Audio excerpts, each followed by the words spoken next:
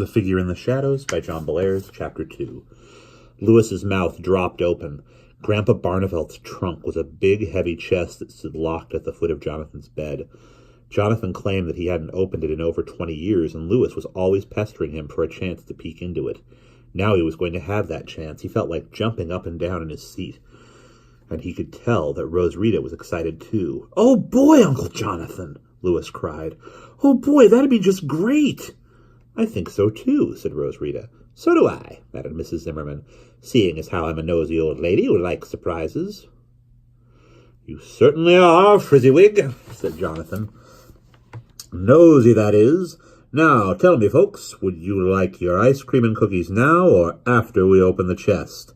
All those in favor of opening the chest now, raise their hands." Lewis and Rosarita started to raise their hands, but then they remembered the cookies were Mrs. Zimmerman's. Maybe her feelings would be hurt if they voted to postpone dessert. They pulled their hands down.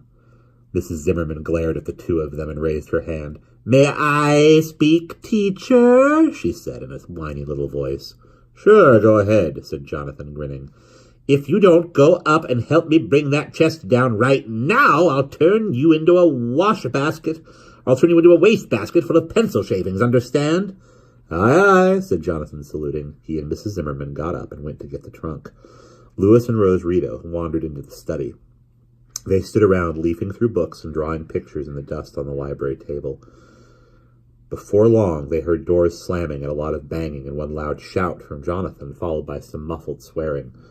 At last, the trunk arrived. Jonathan was holding his end with one hand and sucking at the knuckles on his other hand, which he had skinned while trying to take the trunk around a narrow corner.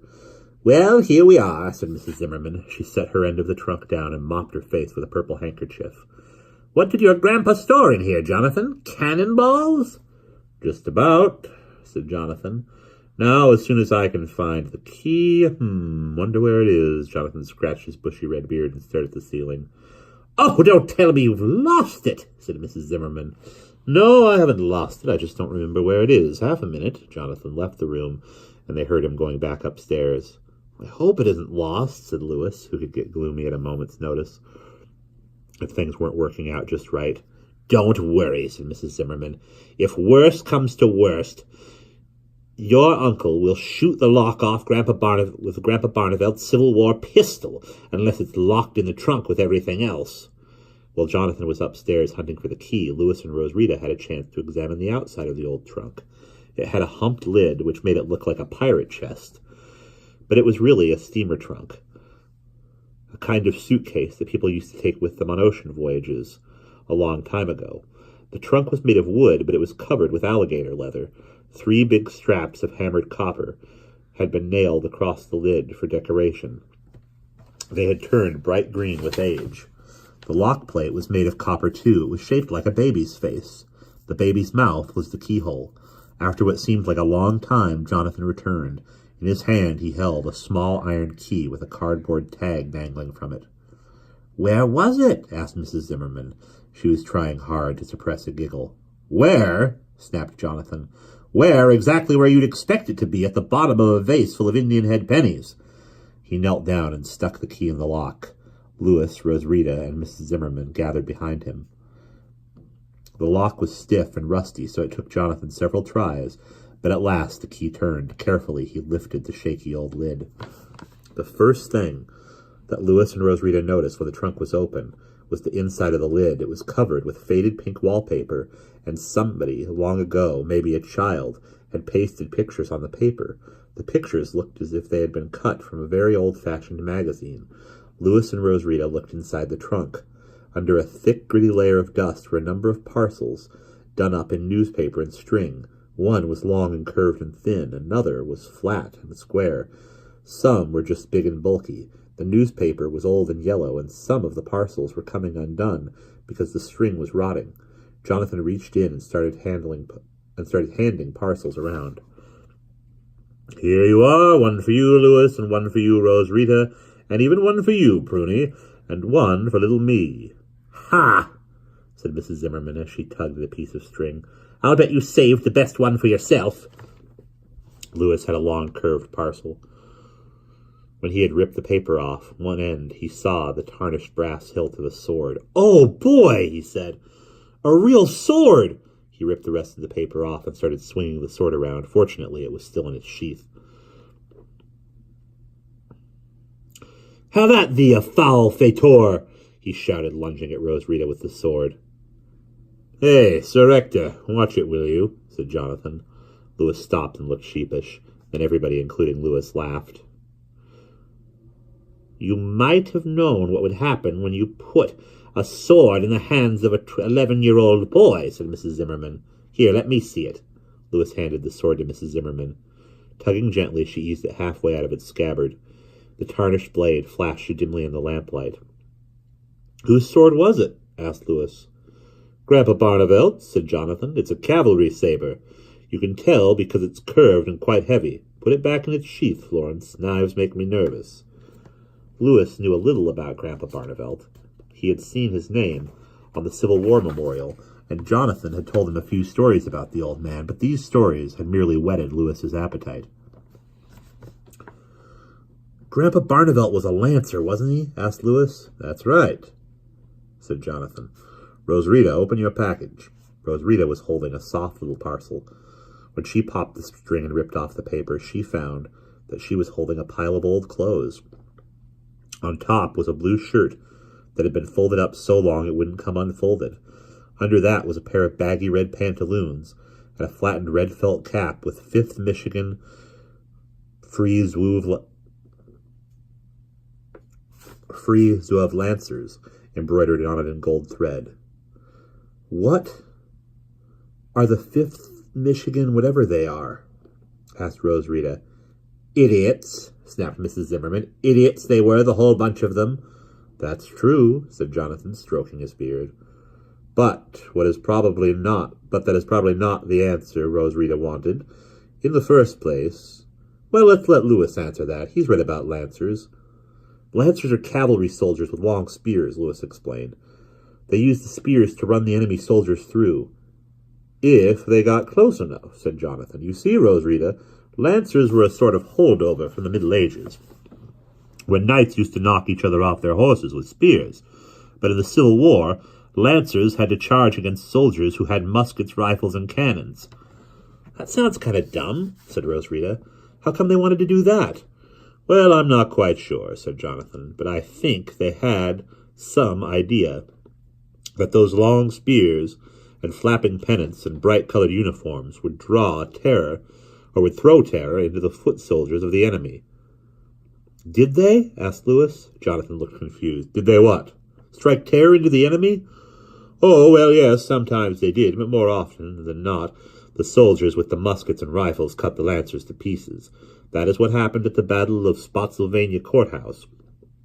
The 5th Michigan charged, and it got wiped out. Only Grandpa Barnevelt and a man named Walter Finzer came back alive, and they survived because they never got into the battle." Lewis's face fell. He had imagined his great-grandfather slashing and lancing and thrashing his way right through the enemy lines.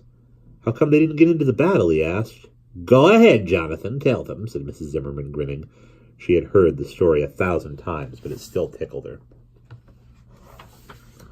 "Well, it's like this," said Jonathan. He coughed, folded his arms, and settled back into his storytelling pose.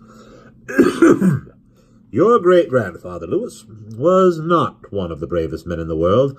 I think he joined the Michigan Lancers because he thought their uniforms were pretty. But the closer he came to an actual fight, the more scared he got. The Battle of Spotsylvania was going to be his first taste of real combat.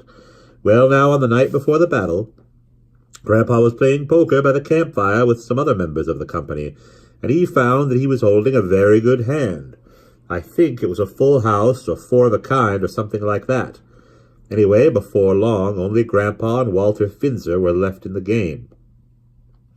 Walter was a New Zebedee boy, too, and he had joined up at about the same time as Grandpa. Well, Walter raised Grandpa, and Grandpa raised Walter, and before long, the two of them had thrown every cent they had, and their swords and pistols into the pot. But when Grandpa took off his gold signet ring and tossed it in, Walter didn't have anything to answer it with. Walter tried to borrow money from some of the other men, but they all thought Walter was a deadbeat, and they wouldn't lend him a cent. Walter was ready to throw in his cards and let Grandpa take the pot, when Grandpa said, "How about your lucky piece?" "Lucky piece?" said Louis. "Yes. You see, Grandpa had gotten into the game, hoping that he would be able to relieve Walter of the lucky coin he carried. I know it sounds silly, but Grandpa was convinced that Walter's lucky coin would get him through the battle without a scratch. Who knows why Grandpa thought this? Pilots trust to baby booties and rabbit's feet. Grandpa had heard Walter bragging about this coin, so he figured that maybe it would help him." Jonathan smiled sadly. "I think Grandpa was so scared he would have trusted anything. He would have trusted to anything to see him through the next day's battle." "Was it magic?" asked Rosarita. "The coin, I mean?" Jonathan chuckled. "I'm afraid not. But Grandpa thought it was, and that's the important thing. To go on with the story, he told Walter to throw the coin in, and Walter refused. Walter was a bull-headed and rather stupid sort, and he didn't want to part with the coin. Finally, though, his friends persuaded him to throw it in. Then Walter and Grandpa both showed their hands, and Grandpa won. Walter was furious. He screamed and yelled and stomped and swore, and in the end, when Grandpa started to rake in the money, he grabbed a pistol out of somebody's holster and shot Grandpa in the leg." "That's awful," said Rosarita. "Did Grandpa Barnevelt die?" "No, but the wound put him out of commission for a long while. Walter, of course, was put under arrest immediately, and later on he got a dishonorable discharge from the army. He might have gotten worse, but Grandpa pleaded clemency for him. You see, Grandpa Barnevelt was really a rather soft-hearted and gentle man. He had no business trying to fight in a war." Jonathan settled back in his chair and lighted his pipe. Mrs. Zimmerman and Louis went out to the kitchen and came back with chocolate chip cookies and ice cream. Suddenly, as everyone was eating, Louis looked up and said, "Did Grandpa keep the coin? Is it still around?" Jonathan laughed. "He sure did keep it. He put it on his watch chain and told everybody he met how he got it. I got so tired of hearing that story when I was a kid." "Could we see it?" Louis asked. Jonathan looked startled. "See it? Well, I guess so, if I can find it. I imagine it's rattling around in this old trunk somewhere. Wouldn't you think so, Florence?" "How would I know? It's your trunk. Let's have a look." Jonathan, Mrs. Zimmerman, Louis, and Rosarita gathered around the old chest and started lifting out parcels and unwrapping them. There was the top hat and black frock coat, shiny at the elbows, and some books and 3 or 4 albums full of old photos, and one genuine cannonball. Finally, everything was out of the chest, but the dust and the dead insects at the bottom. Everything, that is, except one small battered wooden box. "I bet it's in there," said Louis. "I wouldn't count on it," said Jonathan, "but let's have a peek anyway." He reached in and lifted the box out. There was no lock on it, and after a little tugging, the lid came off, hinges and all. Inside were an old pair of rimless spectacles, a blackened tobacco pipe, and a heavy braided watch chain. A tiny silver coin was attached to the chain. "Hey, it's really there!" Louis reached into the box and carefully lifted the watch chain out. He handled it as if it were a string of diamonds. Now he and Rosarita were examining the coin. It was a strange-looking thing, smaller and thinner than a dime. On one side was a Roman numeral 3. On the other was a 6-pointed star with a striped shield inside it. United States of America was printed around the outside of the star, and under the bottom point of the star was a date, 1859. "What is it?" asked Louis. He had never seen a coin like it in his life. "It's a United States 3-cent piece," said Mrs. Zimmerman. "Anyone ought to be able to see that." Rosarita laughed. "Oh, come on, Mrs. Zimmerman. You're always kidding. You mean this coin was worth 3 cents way back then?" "It certainly was. It's worth a little bit more now because it's old, but it's not very rare as coins go."